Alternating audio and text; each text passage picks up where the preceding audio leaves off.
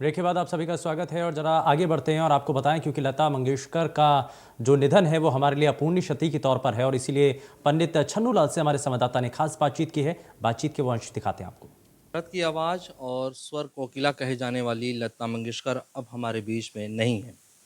हम बनारस में मौजूद हैं और बनारस में पंडित छन्नू लाल मिश्र हमारे साथ मौजूद है बातचीत करने के लिए।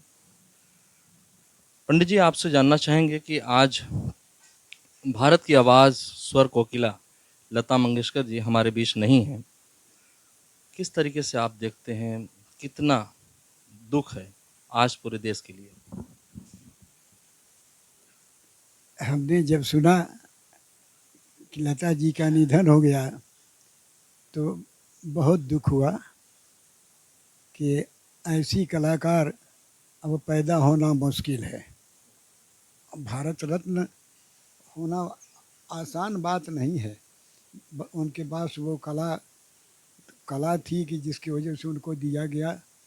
और हम हमको इतना दुख हुआ उनके, चूँकि बहुत मानती थी ना, और जहाँ प्रोग्राम होता वहाँ वो भी आ जाती थी बम्बई में कि हम छन्नू भैया का प्रोग्राम सुनेंगे। और बहुत बहुत उत्सुकता से सुनती थी और कहती थी कि आपका हमको बहुत अच्छा लगता है गाना। हम कहा, अरे दीदी, आप तो चैम्पियन हैं देश में, लेकिन हमारे विषय में हम अपने चैम्पियन हैं। तो लगी हंसने, कहेंगी हाँ बात तो सही सही कह रहे हैं। तो देख कर के अब ये सुनने के बाद अब ऐसा है कि अब नहीं पैदा होगा कोई ऐसा, इतना इतना सुरीला, इतना इतना सुर में करेक्ट सुर लगता था उनका गाने में कि हमको बड़ा अच्छा लगता था।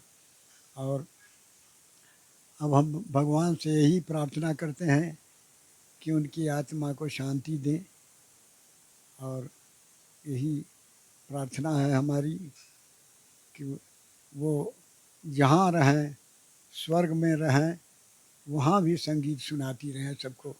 बस यही हमारी शुभकामना है। ने कहा कि उनको मिला, पहले महिला संगीतकार थी। आपसे कभी उनसे फ़ोन से जब बातचीत इधर बीच ऐसे कुछ होती थी तो क्या कभी बातचीत हुई आपकी? प्रोग्राम में बात होती थी, ऐसे न उनको टाइम न हमको टाइम।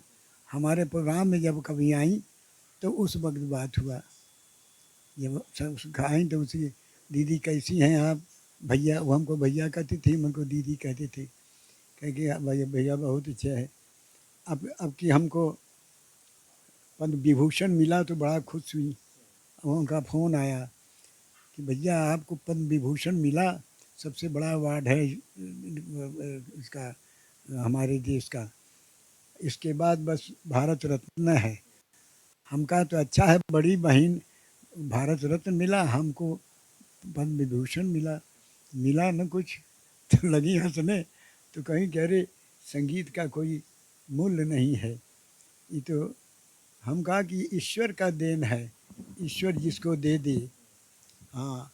और फिर बड़ी बहुत बात होती थी। और यह बहुत दिनों से इधर मुलाकात नहीं हुई थी उनसे, बीमार भी चल रही थी। तो बड़ा दुख हुआ जब आज हमने सुना है कि उनका निधन हो गया, तो और दुख हो गया कि भाई बीमार थी तो ये तो था ना कि ठीक हो जाएंगी, लेकिन नहीं ठीक हुई। और अंत आखिरी समय हो गया तो ये देख करके सुन करके बड़ा दुख हुआ। और भगवान को हम यही कहते हैं कि उनको मोक्ष हो, उनके आत्मा को शांति मिले। और यही हमारी शुभकामना है।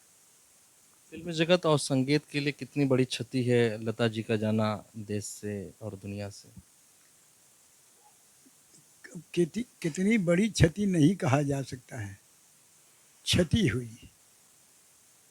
क्षति है माने लेडीज़ गायिका इतना अच्छा और इतना गाना गाई हैं फिल्म में, इतना उनका नाम हुआ। तब उनके नाम पर, उनके गानों पर मोहम्मद रफ़ी के साथ इनका गाना बहुत हुआ है। और इसीलिए इनको भारत रत्न मिला। और क्षति तो हुआ ही, सबसे बड़ी क्षति हुई है, क्योंकि अब ऐसा पैदा नहीं होगा कोई, और पैदा भी होगा तो इतना तपस्या नहीं करेगा उनके इतना, और इतना निर्अभिमान अभिमान नहीं था उनके अंदर। बड़े प्रेम से बात करती थी, और वो कलाकार से और प्रेम से बोलती थी, क्योंकि कलाकार भगवान का रूप होते हैं, कहती थी। और ऐसे तो बहुत कुछ है बोलने के लिए, मगर जितना हमको याद आ रहा है हमने बोल दिया।